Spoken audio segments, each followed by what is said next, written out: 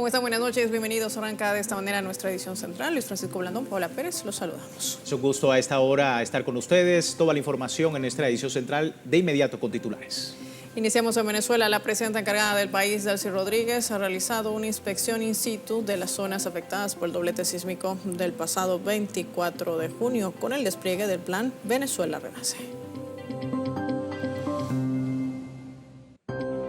Hablaremos también de Ecuador. Pacientes renales y familiares se movilizaron en protesta por la carencia de medicinas y tratamientos que persisten en unidades médicas de la capital, Quito.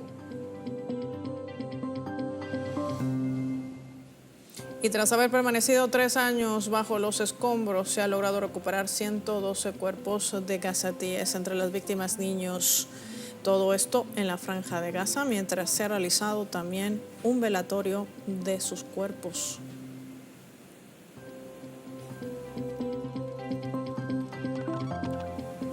Más adelante en Enclave Mediática, Truth Social, la red social del presidente de los Estados Unidos, Donald Trump, comenzó a vender suscriptores en el servicio polémico Truth API, el cual permitiría un acceso más rápido a publicaciones del mandatario, que dicen los medios de comunicación. Más adelante en Enclave Mediática.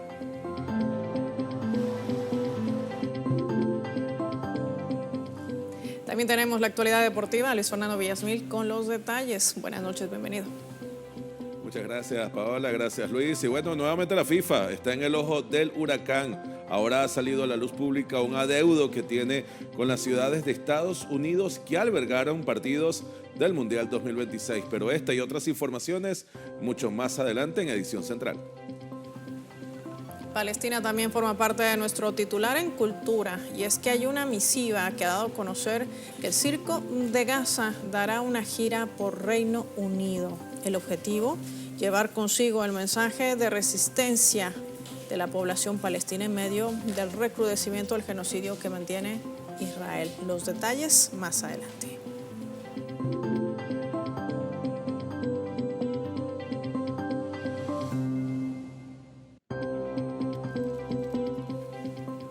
Sumamos también el adelanto de la noticia con nuestra compañera de labores en Panamá, Reca Chandinamari. A esta hora, adelante, Reca.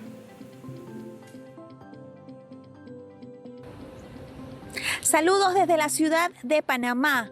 El Ministerio Público ha dado a conocer sus últimas cifras de femicidios, donde se refleja un aumento del 86% en los casos de femicidios en el primer semestre de este año en comparación con el año anterior.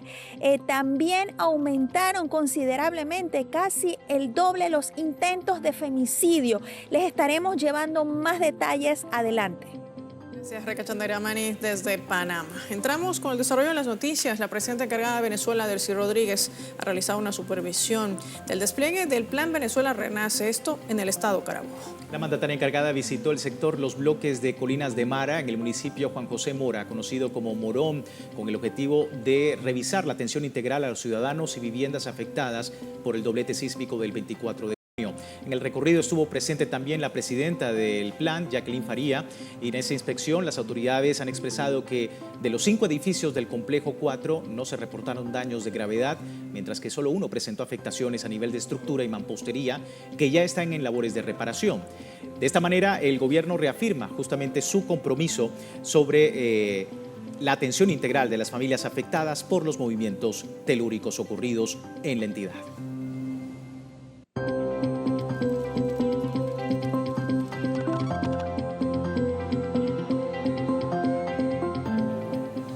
Justamente dentro de este plan Venezuela Renace se ha logrado recuperar más de 3.900 viviendas, todas estas afectadas por el doblete sísmico. Evelyn Guarenas nos trae esta historia. Este edificio forma parte del urbanismo Cacique Caribe en Catealamar, estado La Guaira. Allí no cesan los trabajos de reconstrucción tras el potente doble sismo.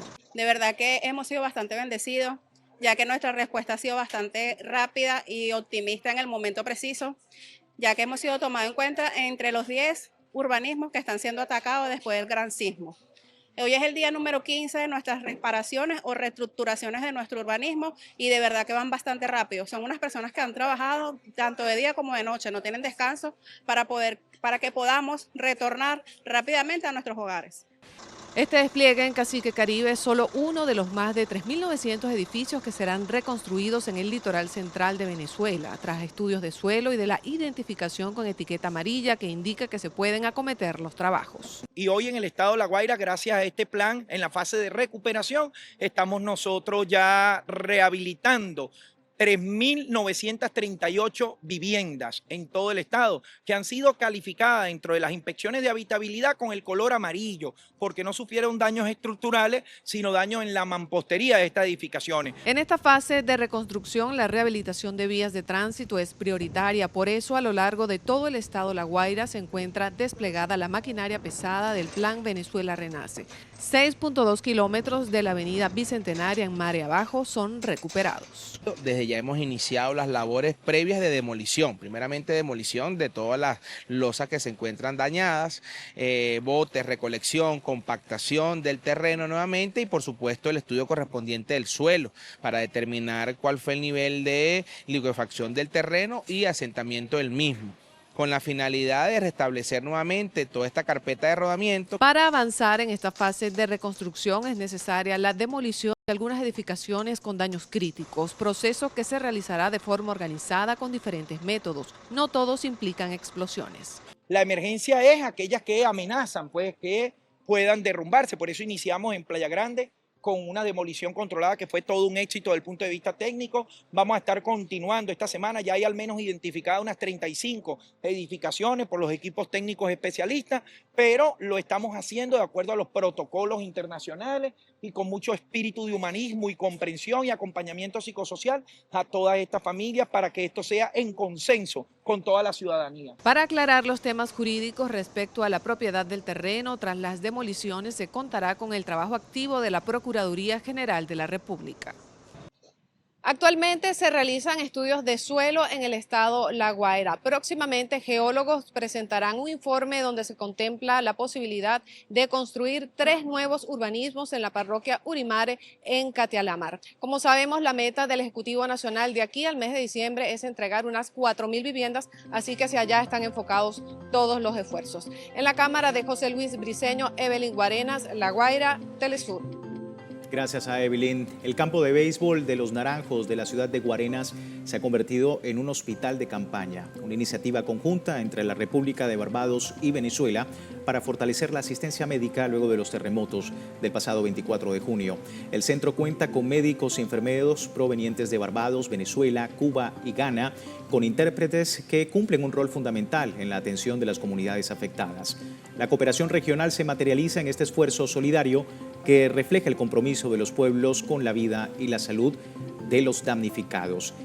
Hay que comentar que esta iniciativa ha sido reconocida como un ejemplo de integración y asistencia humanitaria en momentos de crisis.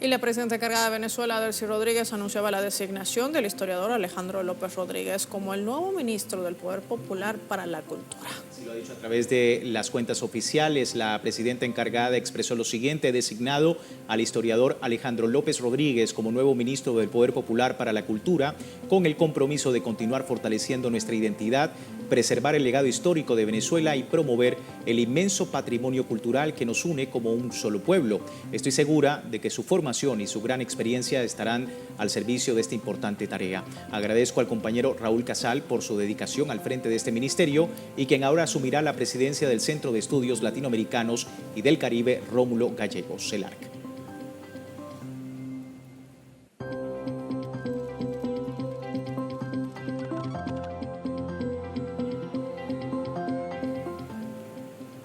En otras noticias, el Consejo Nacional Electoral de Colombia, que es el máximo organismo además encargado de vigilar, regular y arbitrar un sistema político en ese país, por primera vez este tribunal le otorga personería jurídica a un movimiento que no alcanzó el umbral de votos después de lo que fue la votación en segunda vuelta. Tatiana Portela no solamente nos trae la historia, sino que recoge también las principales reacciones.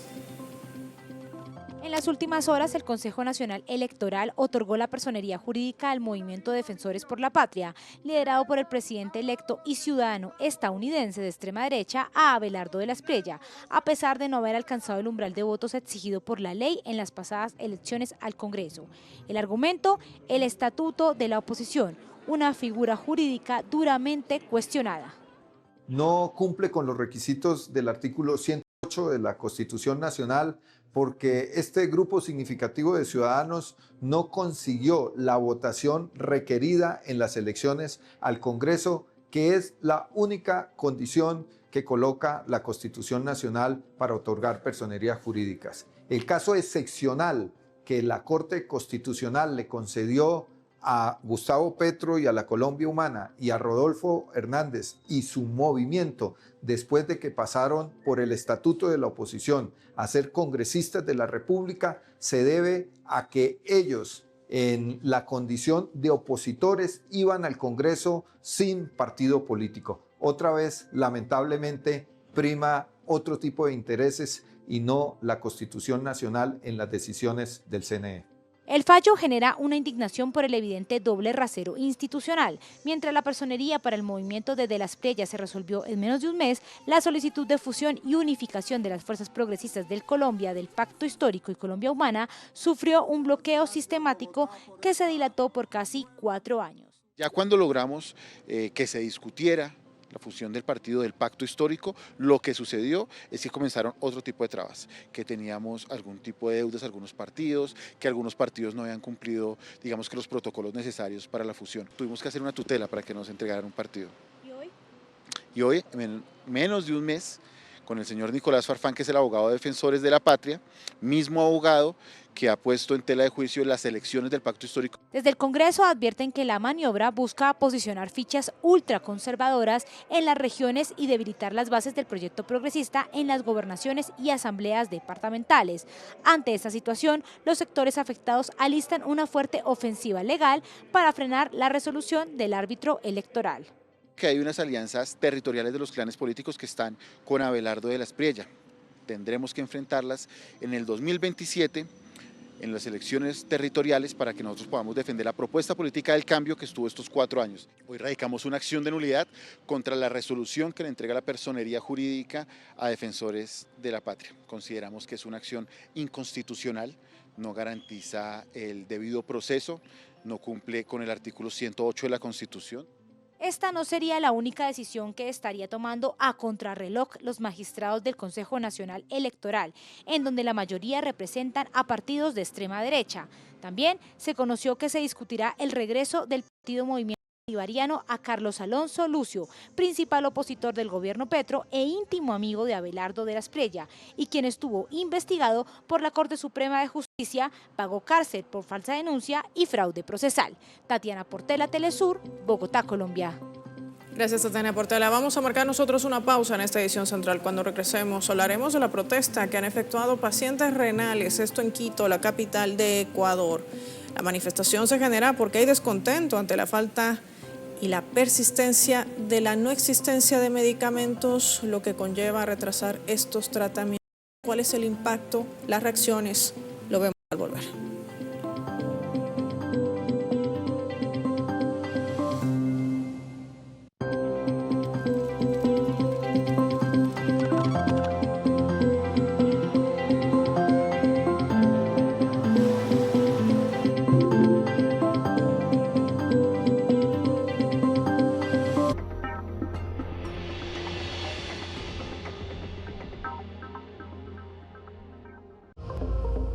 No nos conformamos ni con el titular del momento ni con el trending topic que ponen los otros. Aquí analizamos el impacto real de lo que ocurre en el mundo y en tu pantalla. De lunes a viernes tenemos planeado desarmar la matrix informativa y todo lo que es geopolítico y acontecer diario que se vuelva así de interactivo. Nos mueve la verdad de nuestros pueblos porque apuntamos siempre con el corazón mirando al sur. Desde el sur 3.0 por la multiplataforma Telesur. Solo por Telesur.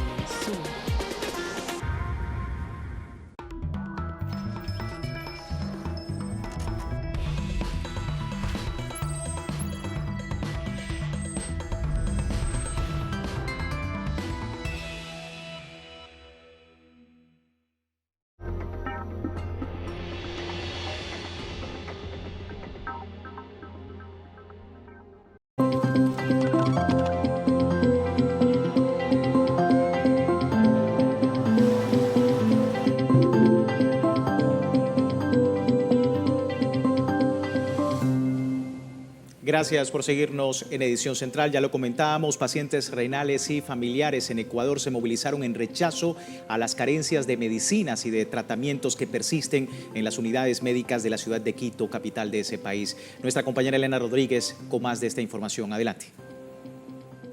Hola, qué gusto saludarte. Saludos también con nuestra audiencia en América Latina y el mundo. Así es, con medicinas que cuestan hasta 20 veces más que sus ingresos mensuales, familiares de pacientes renales llegaron a Carondelet para reclamar el derecho a la salud. Ecuador, según expertos, atraviesa una crisis sanitaria catalogada como la peor de las últimas décadas. Les hemos preparado un informe. Entre lágrimas, Olga confiesa que vive con un miedo permanente, que la falta de dinero termine arrebatándole la vida a su hijo, un paciente renal que depende de medicinas para sobrevivir. Y ese es mi hijo, el último, y no me gustaría que se muera mi hijo. Eso es lo que sufro todos los días. Le pido a Diosito que le ayude, pero nadie nos escucha, nadie nos hace caso. La historia de Olga refleja el rostro más cruel de la crisis sanitaria. Cuenta que gana apenas $30 al mes, pero necesita 20 veces más para medicar a su hijo. Por eso llegó a Carondelet junto a otros pacientes y familiares, no a pedir caridad, sino a exigir que el Estado garantice el derecho a la salud. Debería tener unos $600 para la medicación, porque mi hijo toma 2 clases de pastillas. Fuera de eso toma corticoides, medicación para la presión, algunas cosas que nos mandan más las doctoras. Entonces, francamente, no me abastece. Hace meses, el gobierno de Daniel Noboa prometió abastecer de medicamentos a los hospitales, pero la oferta sigue sin cumplirse. Los pacientes lo saben. Detrás de cada retraso y cada fármaco ausente hay una vida en peligro. Primero mencionó que el 24 de mayo, que en 3 semanas viene medicina desde la India, ahora menciona que posiblemente a final del año venga la medicina. Nosotros no tenemos tiempo para estar postergando en 2 meses, en 3 meses. Finalmente nosotros no cuestionamos la manera de que se realice la compra de medicina, sino que se materialice. Denuncian que miles de pacientes han muerto mientras esperaban atención médica. Según la Federación Médica Ecuatoriana, desde 2024 a 2026, 4.000 pacientes renales han perdido la vida por falta de diálisis. Pero la crisis sanitaria no golpea únicamente a los pacientes renales. El desabastecimiento se extiende por toda la red pública y obliga a miles de familias a costear los tratamientos. Y hoy pidiendo, para que les den el medicamento de... Aproximadamente un 32-35% de abastecimiento a nivel nacional. Y la OMS recomienda sobre el 75 y el 80% de insumos médicos y de medicamentos. Entonces usted entenderá que este tipo de problemática está ahondando la crisis sanitaria en el país. Olga y decenas de pacientes aseguran que seguirán en pie de lucha. Este martes, mientras gritaban "Queremos vivir", desde el balcón del Palacio de Carondelet, el poder respondió con un altoparlante y música a todo volumen. La escena resumió la jornada. Afuera, ciudadanos reclamando medicinas. Adentro, un gobierno empeñado en no escucharlos. Nada más debemos agregar que la crisis sanitaria podría agravarse con el cierre de nuevas unidades médicas. El Hospital de Calderón prepara un plan de contingencia ante la posible suspensión de varios servicios, mientras el Hospital de Yaruquí, ambos en la capital ecuatoriana, también advierte que está al borde del cierre por falta de recursos. Hasta aquí el informe. Gracias, Elena Rodríguez. Donde también se registraban protestas es en Santiago, la capital de Chile. Cerca de 600 estudiantes han salido a manifestarse bajo este lema: no aceptaremos más retrocesos. Están rechazando las políticas regresivas del gobierno de José Antonio Kast. Una movilización convocada por institutos secundarios que agrupó a colegios emblemáticos de la capital chilena. Denuncian que a través de la denominada megareforma, el gobierno pretende rebajar impuestos a la gran empresa a costa de menos recursos públicos que se traducirán en peor educación, salud, vivienda y trabajo. La manifestación se suma a las protestas contra el proyecto de tierras raras en Penco y refleja el creciente malestar social en el país, donde los estudiantes advierten que no aceptarán más retrocesos en derechos sociales conquistados.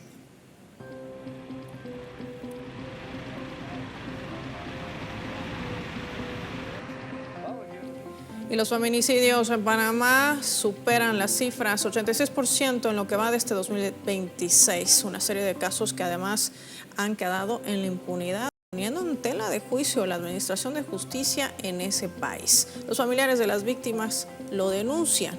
Entre los meses de enero y junio de este año se han registrado 13 feminicidios, un aumento del 86% frente al mismo periodo del 2025. Las tentativas crecieron en un 89%, estamos hablando de más del doble. Mientras tanto, expertos advierten que las cifras reales podrían ser aún mayores. Hay que manifestar que el incremento de denuncias por violencia de género, embarazos forzosos en niñas que encubren violaciones sistemáticas, completa un panorama absolutamente desolador en ese país. El Estado parece no poder contenerlo y organizaciones feministas están calificando esto como una emergencia nacional.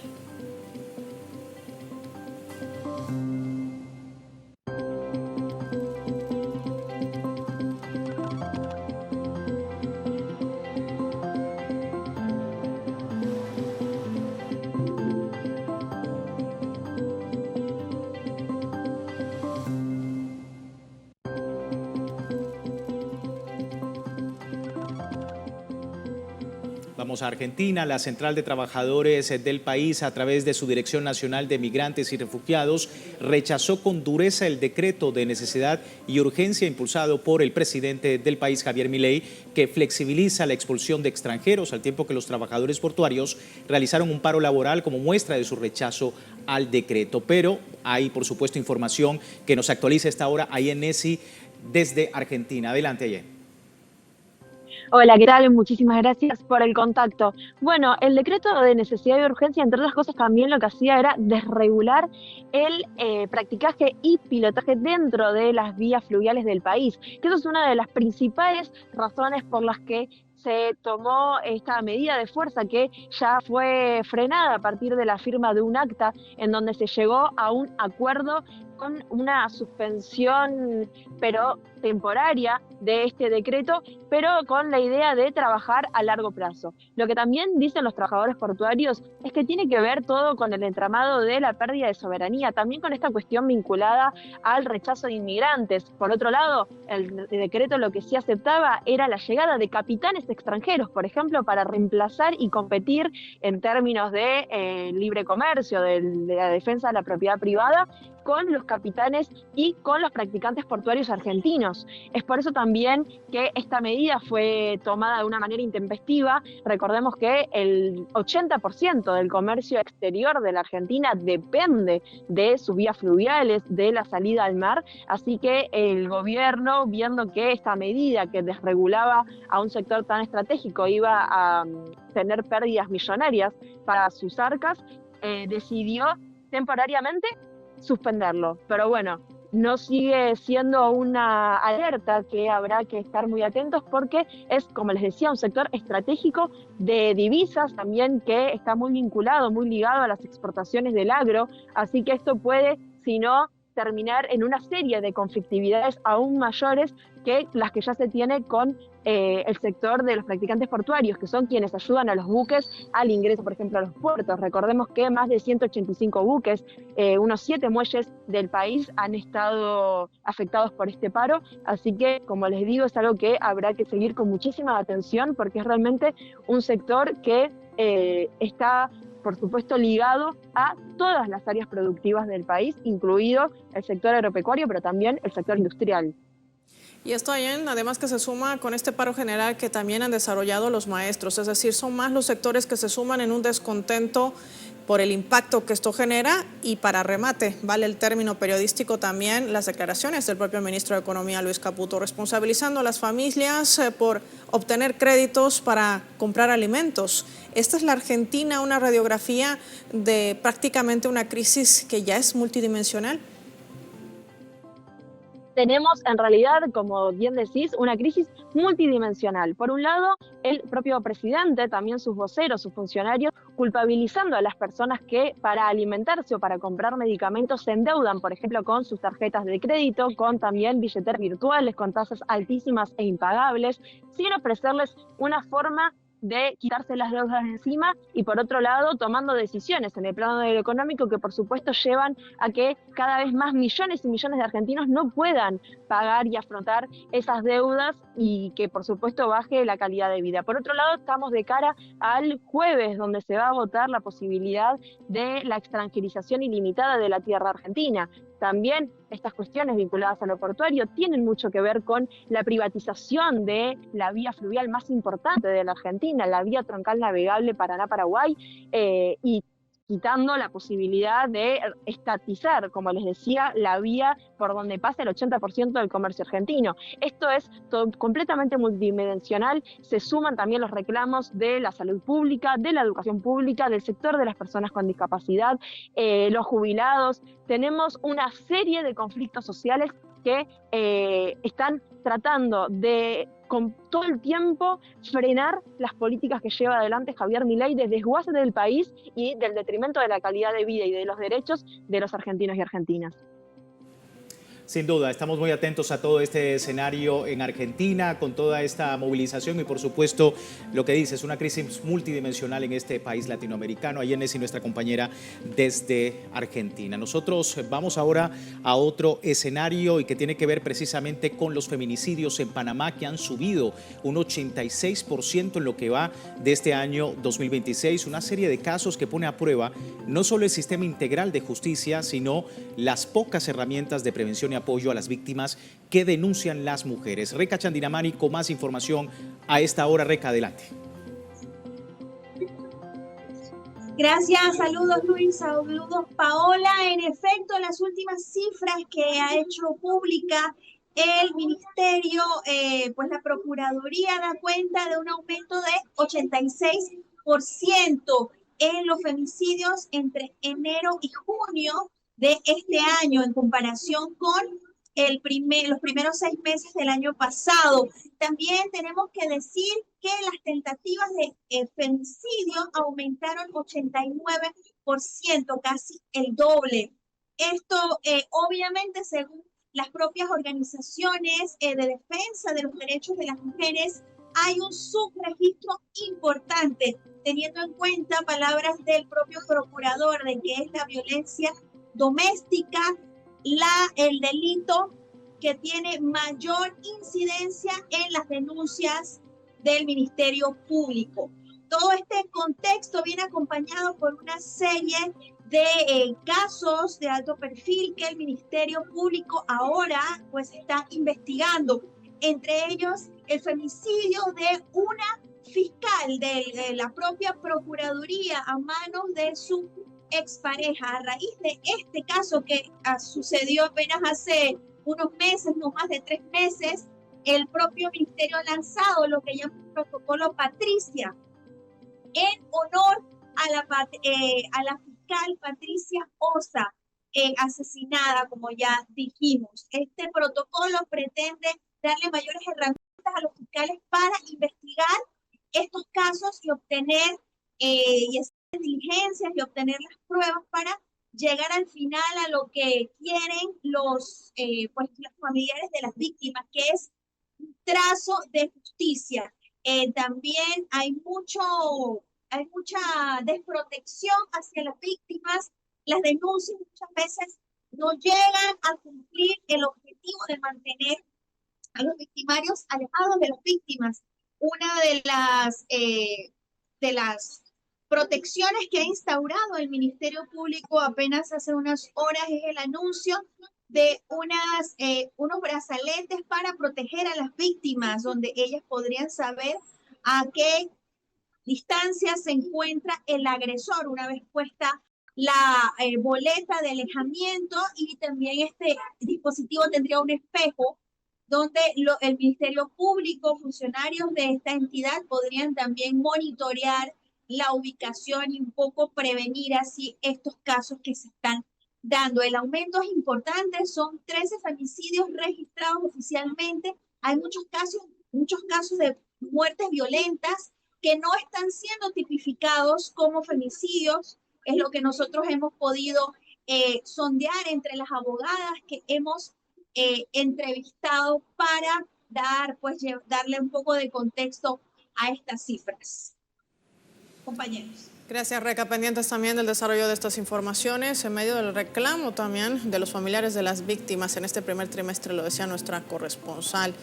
13 mujeres han sido asesinadas por este delito de feminicidio tipificado ahí también en ese país, en Panamá. Vamos a avanzar en otros temas. En El Salvador, 170,000 personas corren riesgo de perder el tema del sistema de protección en Estados Unidos, conocido como el TPS. Esto marca sin lugar a dudas un limbo legal. Roberto Hugo Presa nos trae esta historia. El Salvador tiene una población estimada de 6.5 millones de habitantes.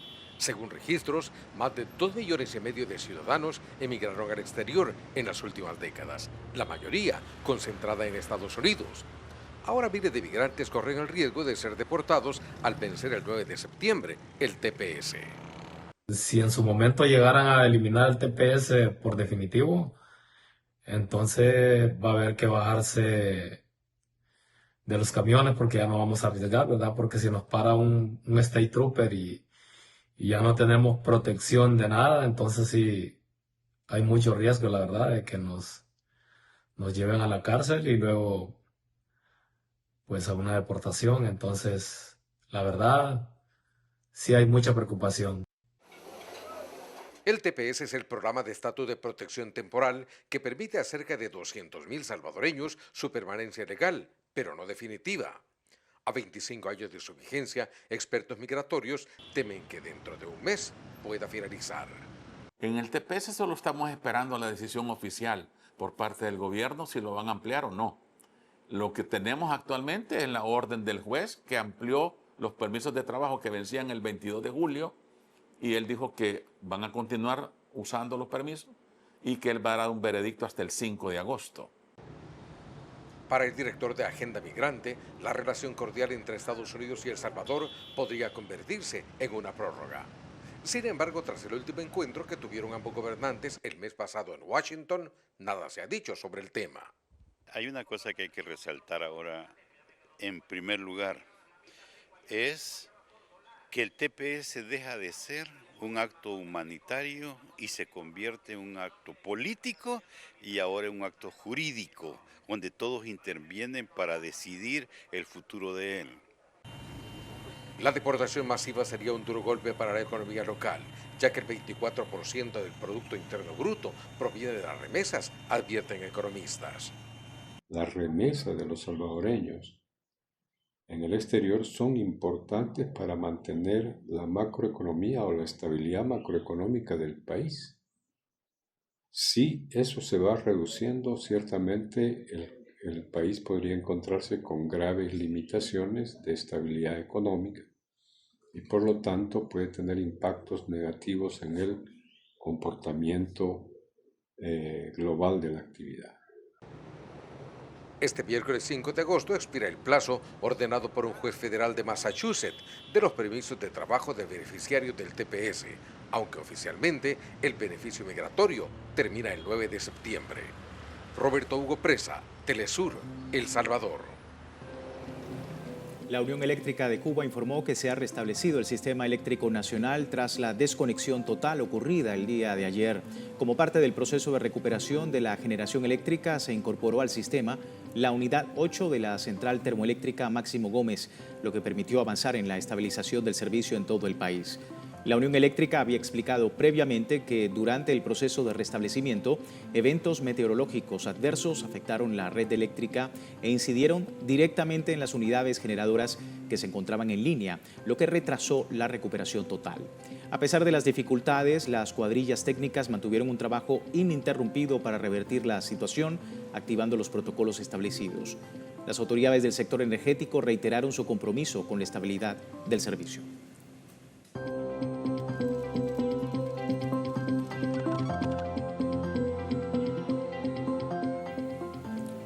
El Ministerio de Transporte de Cuba anunciaba ya la publicación en la Gaceta Oficial de la República este conjunto de normas jurídicas para la transmisión de importación y comercialización de vehículos de motor. Esta iniciativa, que además busca dinamizar el sector automotriz, fomentando una movilidad más sostenible, ofreciendo nuevas alternativas a los ciudadanos en un contexto de actualización del modelo económico de la mayor de las Antillas. Un paquete de disposiciones legales que se inscriben dentro de las 176 transformaciones económicas aprobadas durante la tercera sesión extraordinaria de la 10ª legislatura de la Asamblea Nacional del Poder Popular Cubano. Se busca también actualizar y flexibilizar los mecanismos de compraventa, herencia y transferencia de estos bienes, a tiempo que se ordena el mercado interno, se facilita los trámites para su importación y con ello también se mantiene el respeto del principio de justicia social.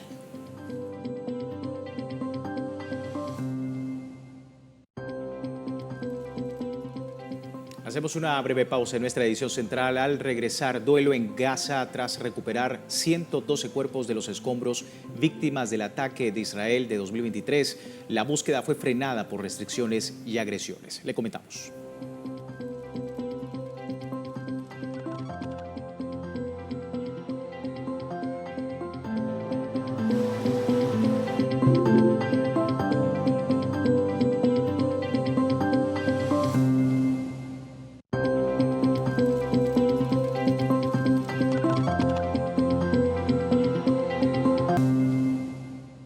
Gracias por informarse con nuestra edición central. Lo anunciábamos antes de la pausa. Las calles de Gaza expresaban un dolor profundo, un duelo. Se ha logrado recuperar después de más de 1000 días atrapados entre los escombros 112 de estas víctimas, producto del bombardeo registrado el pasado 22 de septiembre del año 2023. Vean esta historia. Entre lágrimas y escenas de profundo dolor, cientos de palestinos despidieron este martes a un centenar de miembros de las familias Abu Sharia y Al-Hassaina, cuyos cuerpos fueron recuperados recientemente de entre los escombros, casi 3 años después de la masacre ocurrida el 22 de noviembre de 2023 en el barrio de Al-Sabra, en la ciudad de Gaza. Sin duda, estamos ante una escena histórica. La familia Abu Sharia, que fue blanco de un ataque israelí en 2021, perdió a 308 de sus miembros. Hoy hemos logrado recuperar 112 cuerpos de un total de 153 que permanecían bajo los escombros de estas viviendas. Sin embargo, la pregunta es inevitable. Si hoy hemos podido sacar 112 cuerpos de esta familia, ¿qué ocurrirá con los cerca de 10.000 cuerpos que aún siguen enterrados bajo los escombros? Estamos hablando de una cuestión puramente humanitaria, un asunto que debería movilizar a todo el mundo. La procesión fúnebre recorrió las ruinas donde estas personas perdieron la vida. Los ataúdes, cubiertos con la bandera palestina, fueron acompañados por familias y vecinos que rindieron homenaje a las víctimas en una ceremonia marcada por el duelo y el recuerdo. Entre las víctimas se encontraban mis hermanos, mis hermanas y todas sus familias. Mi padre también estaba entre ellos. Todos fueron borrados del registro civil. Mis 2 hermanos y sus familias desaparecieron por completo. ¿De qué eran culpables para que los mataran? Había niños, ancianos, mujeres y hombres. Entre las víctimas habían 17 personas con discapacidad, más de 40 niños y más de 67 mujeres. ¿Acaso ellos estaban combatiendo? ¿Eran personas armadas? Juro por Dios que eran civiles. Su único delito fue permanecer firmes en sus hogares. El funeral puso fin a una larga espera para decenas de familias que durante años no pudieron recuperar los cuerpos de sus seres queridos. En el mismo lugar donde ocurrió la masacre, el último adiós estuvo acompañado por llamados a preservar la memoria de las víctimas y a exigir justicia. Hoy, el silencio de tantos años romperá con el llanto de decenas de familias. En este funeral, considerado como el más grande de la historia palestina, más de 100 víctimas cubiertas con la bandera palestina podrán al final ser enterradas después de pasar casi 3 años atrapados bajo los escombros. Después de una larga espera, finalmente hoy podrán recibir la despedida que tanto merecían. Los libaneses conmemoraron este miércoles 4 de agosto el 6º aniversario de la explosión del puerto de Beirut. En ese evento, las familias siniestradas exigieron respetar el dolor, poner fin a la impunidad y penalizar a los implicados en la muerte de sus seres queridos. Hisham Guanos con el reporte. Ciudadanos y autoridades congregados en el puerto de Beirut bajo la bandera nacional colocada a media asta con motivo de la fecha, afirmaron que este nuevo aniversario no es solo un momento de duelo, sino también de reafirmar el apego al derecho y al deber de revelar la verdad, hacer justicia y exigir responsabilidades a todos aquellos que causaron esta catástrofe, independientemente de su cargo o condición. Pedimos de las autoridades judiciales y del Estado y de todas las partes competentes que completen el trabajo en este caso hasta revelar la verdad, hacer justicia y devolver el derecho de los jóvenes que murieron. Aunque las investigaciones den resultados, para nosotros esto no es suficiente, pues lo que queremos es entender las causas del problema y saber la verdad de lo que ocurrió. Y en base a ello tomaremos las decisiones apropiadas para que esto no ocurra de nuevo. Y a mi juicio, la mala administración del puerto y la responsabilidad son los que provocó la explosión del puerto, y lo que debemos hacer es designar las personas cualificadas y apropiadas en los cargos adecuados, donde puedan tomar decisiones contundentes y patrióticas para no tener que pasar por esto otra vez. Para nosotros, uno de los actos más importantes mediante el cual honramos la memoria de las víctimas de la explosión del puerto de Beirut radica en trabajar para desarrollar el puerto, trabajar para resolver su destacada posición y su excelente función, y así estaremos rindiendo tributo a nuestros mártires de la explosión. Funcionarios gubernamentales, trabajadores y ciudadanos colocaron en el monumento de las víctimas de la explosión una ofrenda floral, el respeto a las almas de quienes perdieron la vida hace 6 años a causa de lo que se considera como la mayor explosión no nuclear de la historia. Sitio donde se comprometieron a seguir el trabajo conjunto para restablecer la seguridad y reconstruir su país sobre la base de la justicia y la dignidad. Nuestra principal demanda es hacer justicia y que nadie obstaculice el proceso judicial bajo cualquier concepto o circunstancias.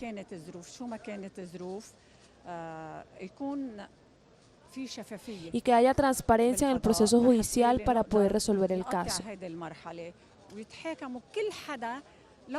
Y penalizar a toda persona implicada en el caso para que se recupere la seguridad en el Líbano y para poder seguir con nuestra vida.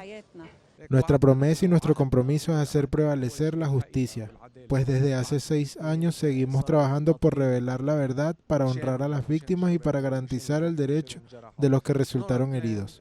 Y nuestro segundo compromiso es lograr una reforma total, pues queremos construir una nueva patria sobre una sólida base institucional para que no se repita esta tragedia. Este es nuestro compromiso, la verdad y la reforma.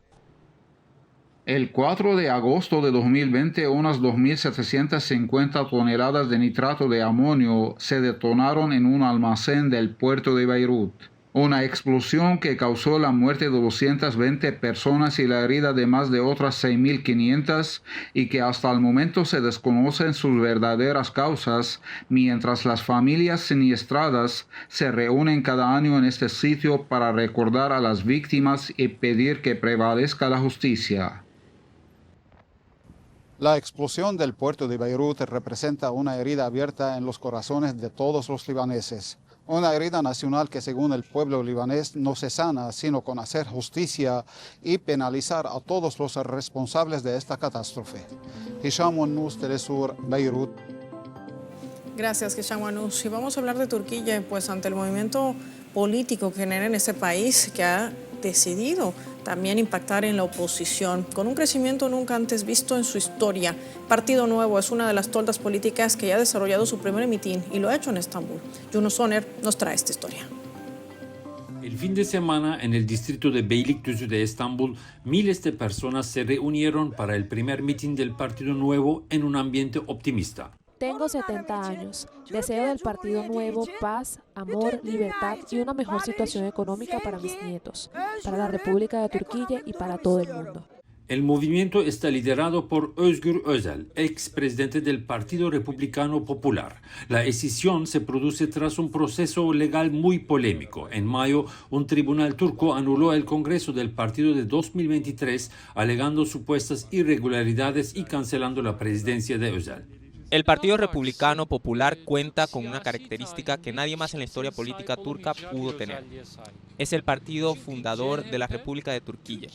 El nuevo partido surge afirmando que abre una nueva página, como una misión diferente a la del CHP. De los 135 diputados del Partido Republicano Popular, 91 se pasaron al Partido Nuevo. Varios gobiernos locales también lo hicieron, al igual que cientos de miles de miembros.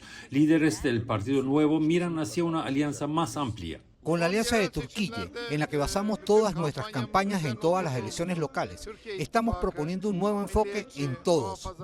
Nacionalistas, conservadores, liberales, de izquierda, socialistas, kurdos y demócratas pueden sentirse representados y expresar libremente sus opiniones, organizarse y formar parte de los cuadros políticos. El Partido Republicano Popular viene de una historia revolucionaria, cambiando en las últimas décadas hacia la socialdemocracia. Con la amplia alianza prevista, se espera una posición más céntrica del Partido Nuevo. Puedo decir que el nuevo partido no es un partido fundador, sino que tiene más bien las características de un partido de centro, y que esto se reflejará en su estructura ideológica. Para dar un ejemplo, será un partido más proeuropeo en relaciones internacionales. En materia de política interna, el partido propone eliminar el sistema presidencialista recientemente establecido y volver al sistema parlamentario de gobierno. La ambición del partido es grande. Su primera reunión parlamentaria fue interrumpido por gritos de al gobierno, pero quedan muchos retos. El nuevo partido se enfrentará en primer lugar a un sistema judicial, en segundo lugar a un asedio de la opinión pública en su contra y en tercer lugar a dificultades económicas. Se verá obligado a dar a conocer diversos programas y políticas sobre cómo se gobernará la sociedad, así como a presentar proyectos. Ahí se verá si podrá convencer a la opinión pública. Se espera que las próximas elecciones se celebren en abril de 2028. Por ahora, las encuestas muestran un apoyo de entre el 20 y el 30% de votos para el Partido Nuevo, codo a codo con el gobernante Partido de Justicia y Desarrollo. El escenario político de Turquía sigue moviéndose. Yunus Soner, Telesur, Estambul, Turquía. Gracias a nuestro compañero Yunus Soner. Vamos con él a una breve pausa y al regreso nuestra enclave mediática Truth Social, la red social del presidente de los Estados Unidos, Donald Trump, comenzó a vender suscripciones bajo el polémico Truth API que permitirá un acceso más rápido a publicaciones del mandatario. ¿Qué dicen los medios de comunicación? Al volver, no se retire.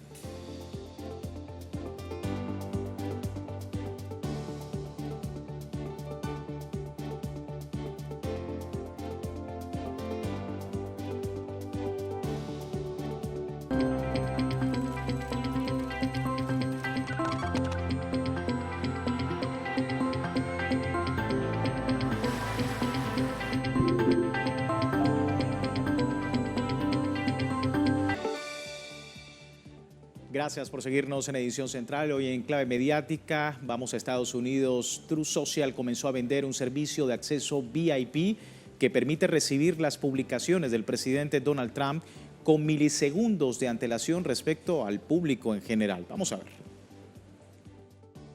La red social Truth Social se ha transformado en un canal clave de anuncios sobre aranceles, conflictos internacionales y geopolítica. Esto debido a que sus publicaciones han provocado movimientos inmediatos en los mercados financieros, donde su empresa matriz, Trump Media and Technology, lanzó el servicio de pago Truth API para permitir que firmas de Wall Street accedan de forma anticipada a las publicaciones de sus cuentas más influyentes. El servicio está dirigido a operadores de alta frecuencia, cobrando hasta $100,000 mensuales por cliente para obtener ventajas de milésimas de segundos al comercializar bonos y acciones, una dinámica que ha convertido a la red social de Trump en una fuente de información de interés para bolsas, empresas, inversores e instituciones financieras, a las que en teoría está enfocado el servicio. Aunque no se ha publicado la lista completa de cuentas privilegiadas, se reporta que incluye los 10 perfiles más influyentes de la plataforma, como el propio Donald Trump, familiares y altos funcionarios. La medida busca presuntamente paliar los problemas financieros de la empresa, lo que ha generado severas dudas sobre el uso de la información privilegiada y el beneficio personal a través de un cargo público, mientras políticos opositores y expertos en la materia han replicado fuertes críticas a la iniciativa del jefe de Estado estadounidense como un conflicto de intereses y un auténtico ejemplo de corrupción flagrante.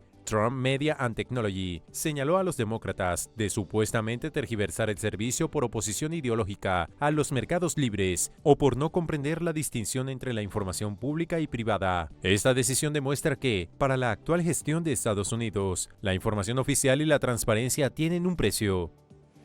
Vamos ahora al recorrido en los medios de comunicación. Abrimos con el portal La Sexta de España, que titula lo siguiente: la última de Trump para forrarse.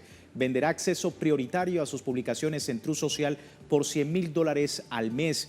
Allí se resalta en esta redacción del medio que los senadores demócratas Elizabeth Warren y Adam Schiff han solicitado a la Comisión de Bolsa y Valores que investigue si ofrecer acceso anticipado a información difundida por el presidente Donald Trump con respecto a quienes puedan pagar por ella vulnera de alguna manera la legislación vigente o concede una venta injusta a determinados inversores. También dice La Sexta: Trump y Media Technology Group, la empresa matriz de Truth Social, defiende que el servicio está supuestamente pensado para organizaciones especialmente afectadas por el coste de un retraso en la información, como firmas de inversión y corretaje bursátil.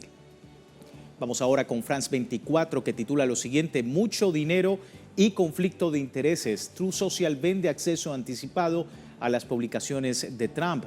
El portal muestra algunas de las reacciones de políticos de la oposición quienes critican y rechazan estas acciones, como el caso de Richard Blumenthal, senador demócrata por Connecticut, quien describió el acceso de pago a las publicaciones de Trump como otro ejemplo de corrupción flagrante.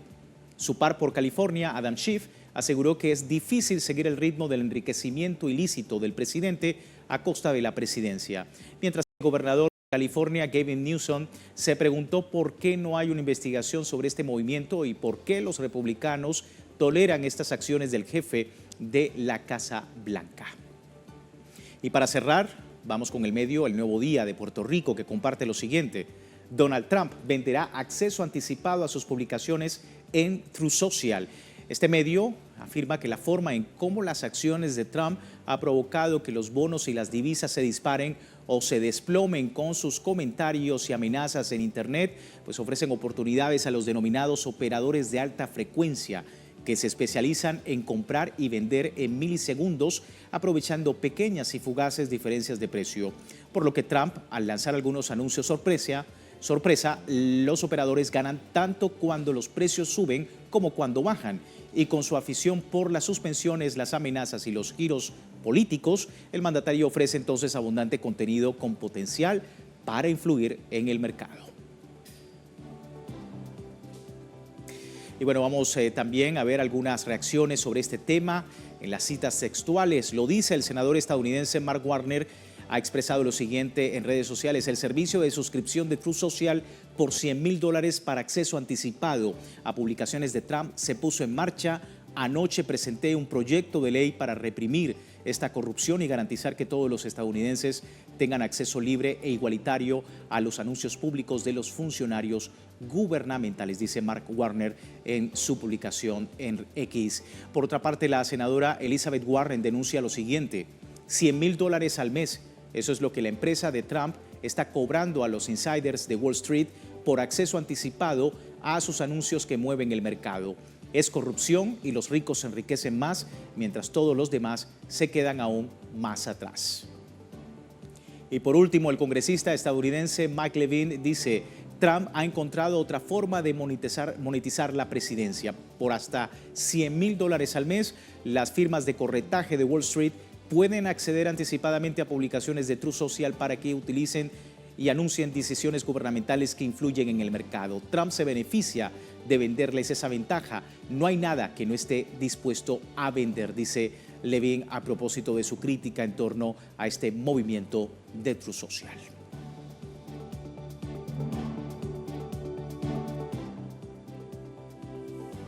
Así las cosas en los Estados Unidos, atentos a los movimientos de la red social del presidente de los Estados Unidos y la polémica que se ha generado en torno a este anuncio. Con esto finalizamos nuestra enclave mediática. Siga con información deportiva. Luis Fernando Villasmil más adelante. Ya regresamos.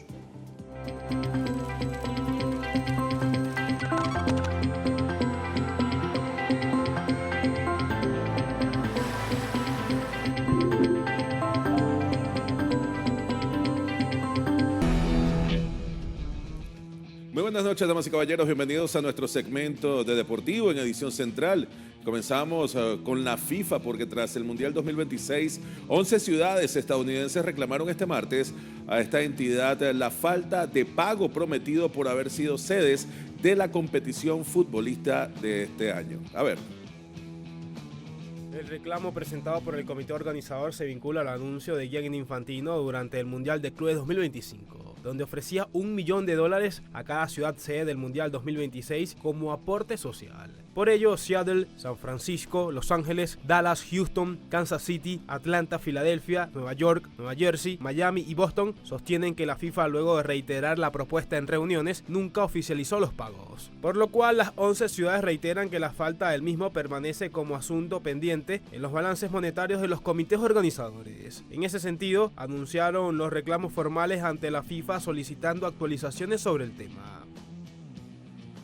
Por su parte, el ejecutivo de la FIFA y conocido ex entrenador Arsène Wenger se ha distanciado públicamente de Gianni Infantino tras el plan de vender participaciones de las ganancias futuras de la Copa del Mundo a inversores privados.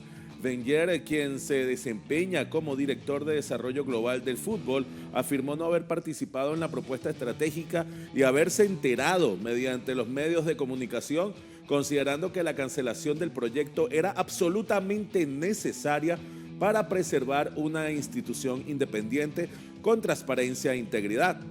La polémica se desató luego de que abogados de la UEFA amenazaran con acciones legales e incluyeran el nombre de Wenger en una lista de directivos cuyas comunicaciones debían conservarse como pruebas, lo que, sumado a la firme oposición del fútbol mundial, llevó a Infantino a retirar la propuesta comercial.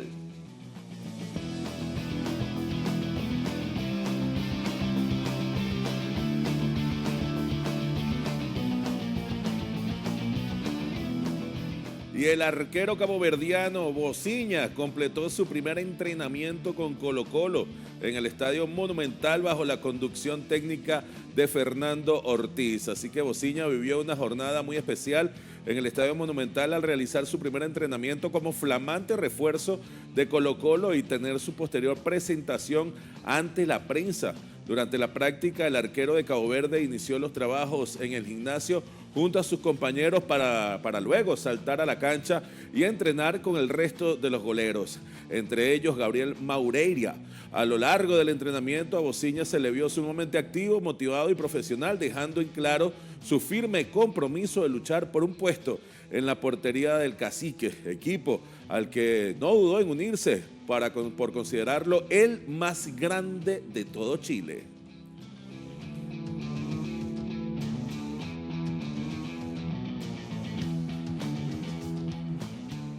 Y avanzamos con los 25º Juegos Centroamericanos y del Caribe en Santiago, República Dominicana, porque la colombiana Flor Denis Ruiz escribió una nueva página dorada en la historia del atletismo continental tras coronarse campeona en el lanzamiento de jabalina de los Juegos Centroamericanos y del Caribe de este año 2026. Así que en una jornada memorable disputada en la pista del Estadio Olímpico Félix Sánchez, Ruiz se adueñó de la competencia desde sus primeros intentos. Su marca ganadora llegó gracias a un imponente registro de 67.34 metros y con esta actuación no solo aseguró el escalón más alto del podio para la delegación colombiana, sino que también pulverizó y estableció un nuevo récord en las justas. Esta marca lograda por Flor Denis supera ampliamente el anterior récord del campeonato de ella misma ostentaba desde 2014 de 63.80 metros y consolida su enorme regularidad en el ciclo olímpico y panamericano. Colombia no solo festejó la medalla de oro, sino también el metal plateado por parte de Valentina Barrios, de 22 años, que se quedó con el segundo lugar de la competencia con un lanzamiento de 58.14 metros.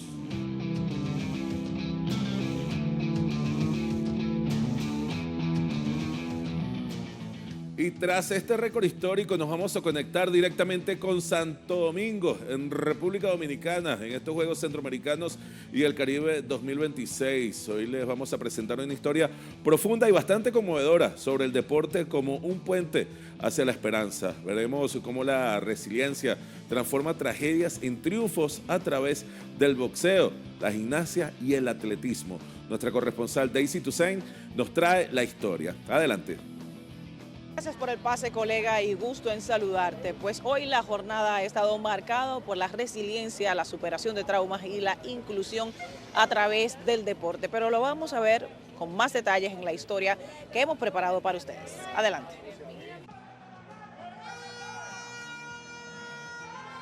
Veamos cómo el boxeo sirvió de refugio y resiliencia para niños que perdieron a toda su familia en el devastador terremoto de Haití en el 2010. Entre cuerdas y guantes, el cuadrilátero se convirtió en el espacio sagrado donde el dolor se transformó en disciplina, ayudando a dominar los miedos, sanar traumas profundos y devolverle la voz y el orgullo a toda una nación en el escenario internacional. Nací en Haití y en 2010, tras el terremoto, perdí a mi familia. Me adoptaron en Ámsterdam y luego crecí y para superar mis traumas empecé a boxear, porque era un poco agresivo. Y ahora soy muy tranquilo y estoy dando lo mejor de mí en el boxeo, intentando representar a Haití e intentar que se vea con buenos ojos. Estoy muy orgulloso de representar a Haití, así que sí. Y esa misma fuerza transformadora se respira en la gimnasia artística masculina, una disciplina que ha servido para definir el camino y el futuro de muchos jóvenes de la región. Sobre el tapiz y los aparatos, la constancia de años de sacrificio moldea el carácter, convirtiendo los sueños infantiles en realidades de alta competencia bajo los colores de sus patrias caribeñas.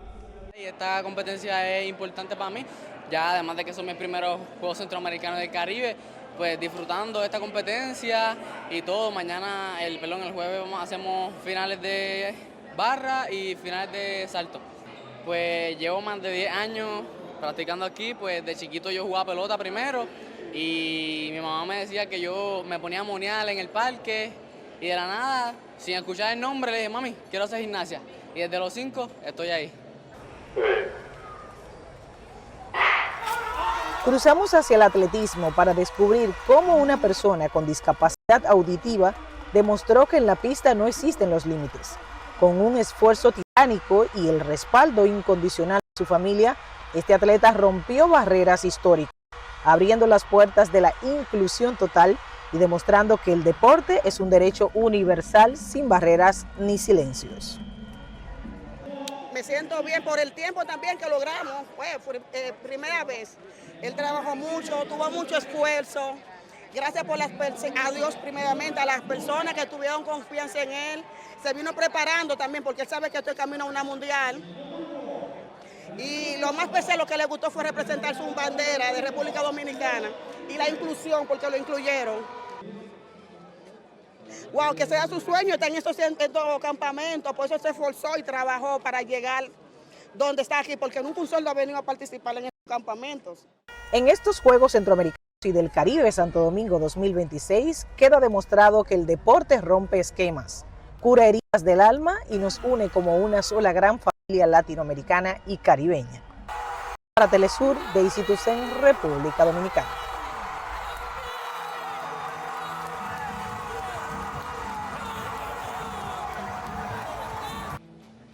Así cerramos esta historia cargada de profunda resiliencia, pero hay que destacar que uno de los momentos más memorables de la gimnasia artística tuvo lugar durante la ceremonia de premiación del individual general masculino, donde los gimnastas consolidaron el dominio ganando medallas de oro y plata para Colombia y bronce para Guatemala. Es el panorama de hoy y yo regreso con ustedes al Centro de Estudios. Muchas gracias, Daisy, por este contacto y por estas historias que se cuentan y disfrutamos a través de la pantalla de Telesur. Hablando un poquitico de que Colombia se mantiene anclado allí en el segundo puesto del medallero, actualmente con 60 preseas doradas, 68 de bronce, de plata y 50 de bronce, mientras que México mantiene su hegemonía, mantiene su liderazgo con 123 oro, 83 de plata y 71 de bronce, mientras que Cuba está anclado en la tercera posición con 33 doradas, 26 de plata y 35 de bronce. Así se encuentra el 1, 2 y 3 del medallero de estos 25º Juegos Centroamericanos y del Caribe que se están celebrando en Santo Domingo, República Dominicana. Nosotros pasamos a otras fronteras porque el Comité Olímpico Chino mostró oficialmente los uniformes de sus atletas usarán en los podios de los venideros Juegos Asiáticos de 2026 a celebrarse en Aichi, Nagoya, en Japón. Así que nuestro corresponsal Ángel Santa Cruz nos informa más detalles. Sí, saludos colegas desde Beijing. El Comité Olímpico Chino mostró oficialmente los uniformes que sus atletas usarán en el podio de premiaciones de los venideros Juegos Asiáticos de 2026 a celebrarse en Aichi, Nagoya, en Japón. La ceremonia de uniformes tuvo lugar en el Centro Olímpico Nacional de Deportes de Beijing, en la cual participaron atletas activos y retirados del gigante asiático. Con el llamado diseño de estrellas brillantes, la indumentaria presenta una paleta azul y patrones de estrellas lineares que combinan la elegancia oriental con la ropa deportiva moderna. El color principal de las chaquetas que vestirán los atletas chinos es el azul de luz de luna, el cual, según el Comité Olímpico de China, expresa el color extraído de las profundidades del mar y el vasto cielo, transmitiendo tanto el comportamiento compuesto de una nación importante como una sensación de tecnología futura. La ceremonia festejó también el 36 aniversario de China como sus primeros Juegos Asiáticos, tras acoger el 22 de septiembre al 7 de octubre de 1990 los 11º Juegos Asiáticos, los cuales marcaron el primer gran evento deportivo internacional integrado organizado por la República Popular China. El gigante asiático buscará en esta edición mantener la hegemonía regional, tal y como sucedió hace 3 años al totalizar más de 200 medallas de oro, cifra récord en estas lides. Por ahora es todo en noticias. Devolvemos la señal a los estudios centrales de Telesur en Caracas, Venezuela. Nosotros continuamos con mucho más y tenemos que el nadador polaco Bartłomiej Kukowski hace historia al convertir una travesía extrema de nado en aguas abiertas en un acto de resistencia sostenida en el Báltico. Así que este martes, luego que el polaco completara la travesía desde Karlskrona, Suecia, hasta Kolostrzek, Polonia, en un tiempo de 55 horas. Durante su recorrido, Kukowski se enfrentó a temperaturas de 14 grados Celsius, oleaje irregular junto a episodios donde el agotamiento afectó su lucidez. Según el polaco, la experiencia surge de intentos previos no materializados. Por ello, explicó que en esta ocasión la preparación combinó un conjunto de técnica, resistencia y control mental. Así, la llegada a Polonia cierra para el nadador un desafío que lleva una bandera solidaria al reconocer el apoyo hecho a su esfuerzo por parte de la organización Cancer Fighters.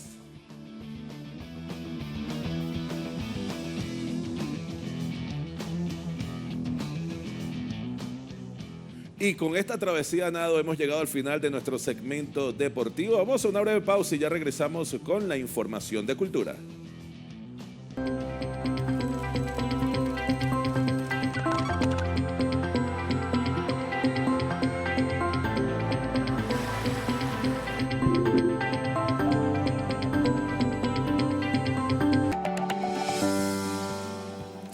Vamos a hablar de cultura. Con un emotivo espectáculo en Londres, la escuela Circo Palestina ha iniciado una gira por Reino Unido. El objetivo es llevar su mensaje de resistencia. Vean esto. A través de una presentación circense y danza tradicional, la Escuela de Circo Palestina actuó en Londres, Reino Unido, como parte de una gira internacional para celebrar la identidad y cultura palestina. Siendo una organización sin ánimo de lucro con sede en Birzeit, en Cisjordania ocupada, la escuela cuenta con 20 años utilizando las artes circenses para darle a los jóvenes palestinos la oportunidad de desarrollarse creativamente y con apoyo psicosocial.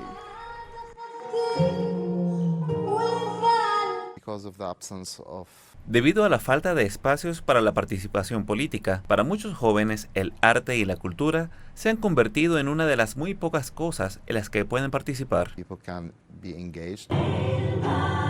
La presentación en la capital británica también tuvo como finalidad compartir con el pueblo londinense la resiliencia del territorio gazatí, que sigue enfrentando los constantes ataques del régimen sionista. El arte es su forma de resistir.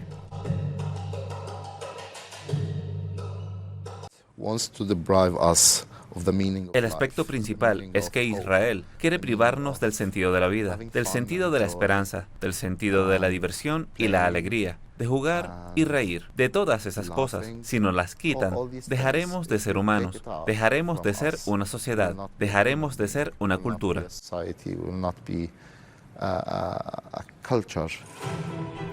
El espectáculo titulado Un Paso y Medio combinó el circo contemporáneo con el dabke, una danza folclórica tradicional que celebra la herencia palestina.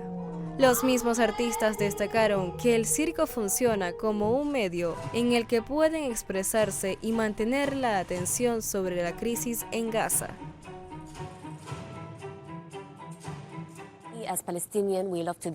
Nosotros, los palestinos, amamos bailar. Nos divertimos bailando, cantando, riendo, bromeando, de todo. Y sí, la ocupación no nos define. Es una forma de resistir y liberarnos. Una de mis motivaciones es cambiar la percepción que la gente tiene de Palestina. No es una ocupación. Repito, no nos define la ocupación. Somos palestinos, somos humanos, tenemos derechos. Existimos y estamos aquí actuando, bailando, riendo y haciendo de todo.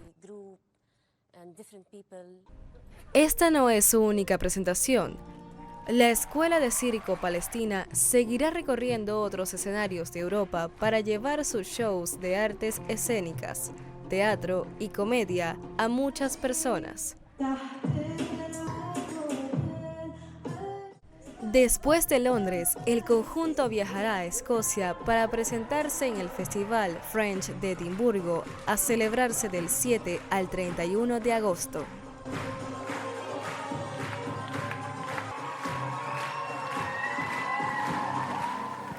Hablemos de este documental, Don't Look Back in Anger, que retrata el esperado regreso también de Oasis a los escenarios. Tendrá su estreno oficial en el Festival de Cine de Venecia.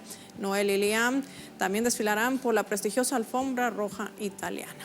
Producido por Stephen King, esta película, que además registra el backstage, ensayos y las primeras entrevistas conjuntas de los hermanos Gallagher en más de 25 años. Tendrá su estreno mundial en la 83ª edición de este festival, que se desarrollará en la isla de Lido, un evento al que asistirán Liam y Noel antes de la premiere en Londres. Tras su paso por la alfombra roja italiana, el film se estrenará en las salas comerciales el 10 de septiembre, reviviendo el mayor fenómeno musical del 2025 para deleite de cientos de sus seguidores en el mundo.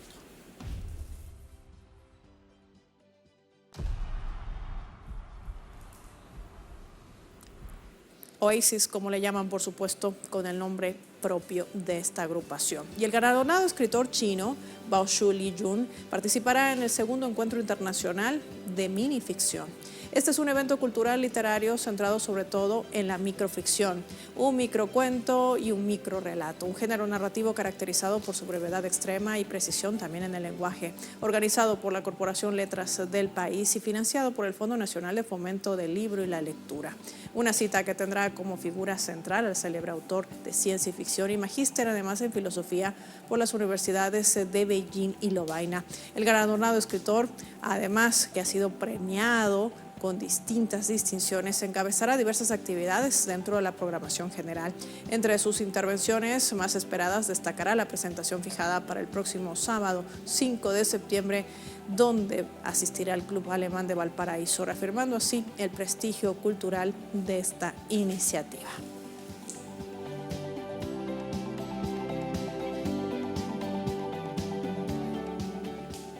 Y la presidenta encargada de Venezuela, Delcy Rodríguez, ha informado también sobre la designación del historiador Alejandro López como nuevo ministro del Poder Popular para la Cultura. Así lo destacaba en su mensaje a través de su canal en Telera. En el mensaje se lee que ha designado al historiador Alejandro López Rodríguez como el nuevo ministro del Poder Popular para la Cultura, con el compromiso de continuar fortaleciendo nuestra identidad, preservar el legado histórico de Venezuela y promover el inmenso patrimonio cultural que nos une como un solo pueblo, dice la presidenta encargada de Venezuela.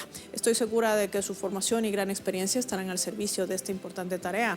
Agradezco al compañero Raúl Gazal por su dedicación al frente de este ministerio y quien ahora asumirá la presidencia del Centro de Estudios Latinoamericanos y del Caribe, Rómulo Gallegos, CELAC.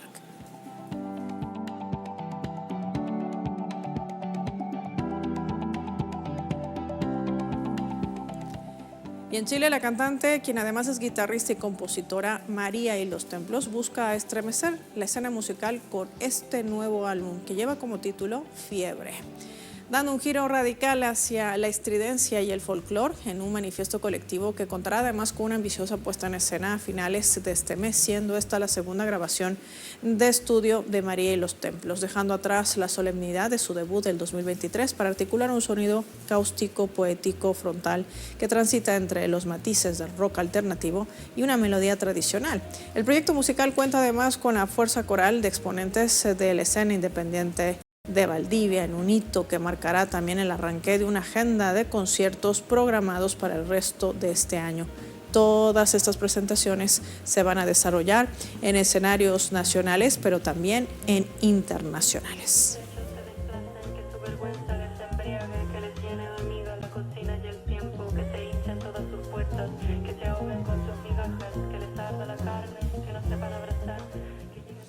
El músico, rapero, pero también investigador mapuche Jaime Guyanao Guayquil, conocido así, liderará una iniciativa formativa de 6 jornadas que va a conectar la cultura ancestral del pueblo mapuche, sin lugar a dudas, con una creación contemporánea. Este taller, que además cruzará los ritmos del hip hop, el aprendizaje dentro de los instrumentos tradicionales como el ayacahue, a 53 años del surgimiento del hip hop en el Bronx. Este género resurge también en Santiago, la capital de Chile, fusionando los ritmos urbanos, en realidad, con identidad y memoria de Gualmapu, a través de un taller gratuito que tendrá lugar en la sala Zoom del Instituto de Música de la Universidad Alberto Hurtado. Las fechas del 5 al 20 de este mes. Los participantes rescatarán la oralidad e integrarán instrumentos originarios. Allí se podrá ver de manera inmediata la formación teórico-práctica que guiará la creación de composiciones inéditas tanto en castellano como en lengua nativa. El objetivo: transformar vivencias en relatos con identidad territorial.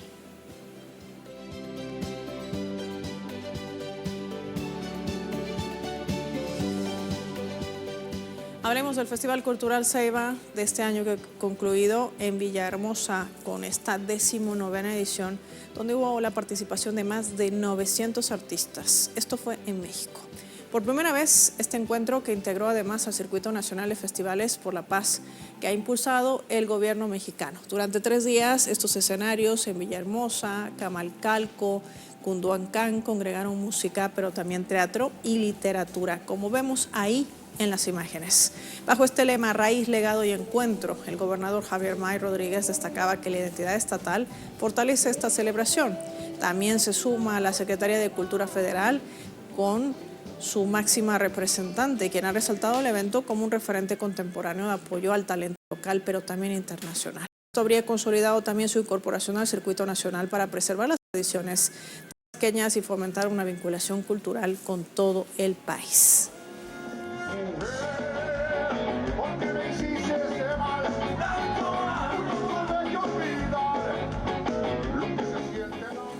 Y el cierre con música, por supuesto, con todos los géneros que ahí se integran dentro de este festival, que México se ha convertido en el epicentro, en sede de esta edición.